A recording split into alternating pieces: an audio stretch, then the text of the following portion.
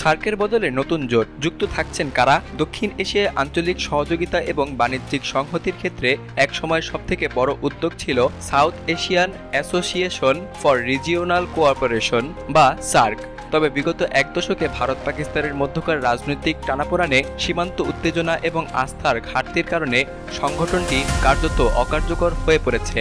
এই পটভূমিতে চীন এবং পাকিস্তানের যৌথ নেতৃত্বে একটি নতুন আঞ্চলিক জোট গঠনের উদ্যোগ দক্ষিণ এশীয় ভূরাজনীতিতে নতুন এক মোড় আনতে পারে।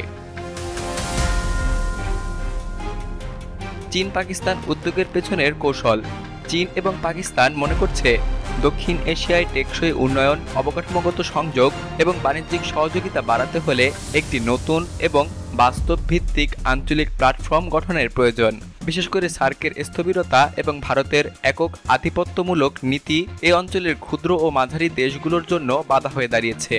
চীন দীর্ঘদিন ধরে দক্ষিণ এবং দক্ষিণ পূর্ব এশিয়ায় বেল্ট অ্যান্ড রোড ইনিশিয়েটিভ অর্থাৎ BRI এর মাধ্যমে প্রভাব বিস্তার করে আসছে। পাকিস্তানের করাচি থেকে চীনের কাশগড় পর্যন্ত বিস্তৃত চীন পাকিস্তান অর্থনৈতিক করিডোর CPEC প্রকল্প এর অন্যতম উদাহরণ।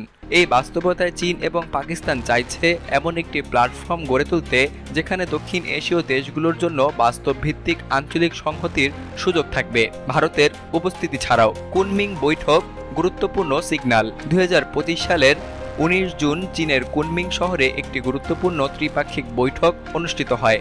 এতে চীন, পাকিস্তান এবং বাংলাদেশের উচ্চ পর্যায়ের কূটনীতিকরা অংশ নেন। এই বৈঠক ছিল 3 দেশের মধ্যে প্রথমবারের মতো এমন উচ্চ পর্যায়ের বৈঠক যেখানে একটি আঞ্চলিক জোট গঠনের বিষয়ে সরাসরি আলোচনা হয়। আন্তর্জাতিক কূটনৈতিক মহলে এই বৈঠককে দেখা হচ্ছে একটি বড় ইঙ্গিত হিসেবে, বিশেষ করে সার্কের বাইরে নতুন কিছু গঠনের লক্ষ্যে।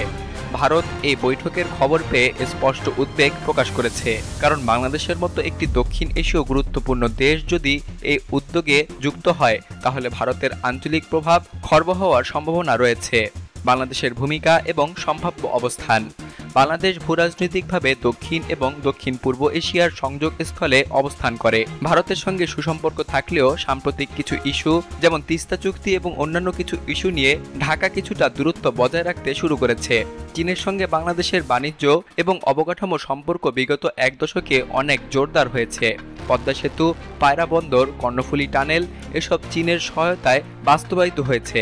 বাংলাদেশ চায় ভারত এবং চীনের মধ্যে ভারসাম্য বজায় রেখে আঞ্চলিক সহযোগিতা বাড়াতে। তাই চীন পাকিস্তান প্রস্তাবিত এই নতুন উদ্যোগে অংশগ্রহণকে অনেকে বাস্তববাদী কৌশল হিসেবে দেখছেন। সার্কের পতনের কারণসমূহ। সার্ক সর্বশেষ সম্মেলন আয়োজন করেছিল 2014 সালে কাঠমান্ডুতে। 2016 সালে পাকিস্তানের ইসলামাবাদে নতুন সম্মেলন হওয়ার কথা থাকলেও ভারত তাতে অংশ না নেওয়ার ঘোষণা দেয়, যার ফলে সম্মেলন বাতিল হয়ে যায়। বাংলাদেশ, ভুটান এবং আফগানিস্তানও ভারতের অবস্থানের প্রতি সমর্থন জানিয়ে বর্জনের ঘোষণা দেয়। এরপর সার্ক কার্যত অচল হয়ে পড়ে। সম্প্রতি ভারত সার্ক ভিসা সুবিধাও বাতিল করেছে, বিশেষ করে পাকিস্তান নাগরিকদের জন্য। এর ফলে পরিষ্কার হয় দিল্লির দৃষ্টিতে সার্ক এখন আর কার্যকর কোনো সংগঠন নয়। নতুন জোটে কারা যোগ দিতে পারে? কুনমিং এর বৈঠকের পর আন্তর্জাতিক পর্যবেক্ষকরা মনে করছেন শ্রীলঙ্কা, মালদ্বীপ, আফগানিস্তান, নেপাল এসব দেশেও নতুন এই আঞ্চলিক প্ল্যাটফর্মে যোগ দিতে পারে, বিশেষ করে যারা চীনের অর্থনৈতিক সহায়তার উপর নির্ভরশীল অথবা ভারতের একচেটিয়া ভূরাজনৈতিক প্রভাব থেকে মুক্ত হতে চায়। শ্রীলঙ্কা এরই মধ্যে চীনা ঋণ এবং বিনিয়োগের বড় একটি অংশ পেয়ে এসেছে। মালদ্বীপে চীনের প্রভাব দিন দিন বাড়ছে। আফগানিস্তানে তালেবান সরকার আন্তর্জাতিক স্বীকৃতির অভাবে চীনের দিকে ঝুঁকছে।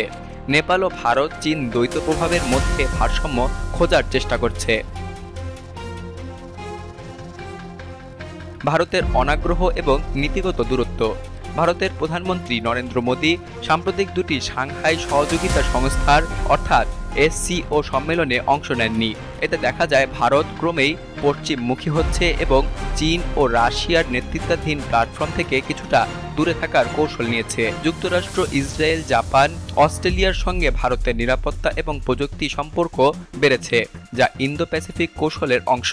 এই অবস্থানে থাকা ভারত নতুন চীন পাকিস্তান নেতৃত্বাধীন কোনো জোটে যোগ দেবে না, বরং প্রতিক্রিয়াশীল অবস্থান নেবে, এটাই স্বাভাবিক। চীন এবং পাকিস্তানের উদ্যোগে যে নতুন জোটের ধারণা জন্ম নিয়েছে তা যদি বাস্তবে রূপ নেয়, তবে দক্ষিণ এশিয়ার ভূরাজনীতি নতুন পথে হাঁটবে।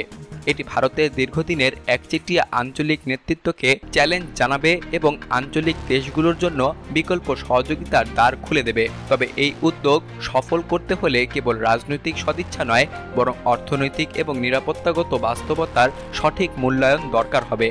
বাংলাদেশের মতো দেশগুলোর জন্য এখন সময় এসেছে আঞ্চলিক বাস্তবতাকে কাজে লাগিয়ে কৌশলগত লাভ নিশ্চিত করার। সার্কের আন্তঃসারশূন্যতার মধ্য দিয়ে এক নতুন যুগের শুরু হতে চলেছে, যার নিয়ন্ত্রণে থাকবে সমমনা দেশগুলোর যৌথ কণ্ঠস্বর।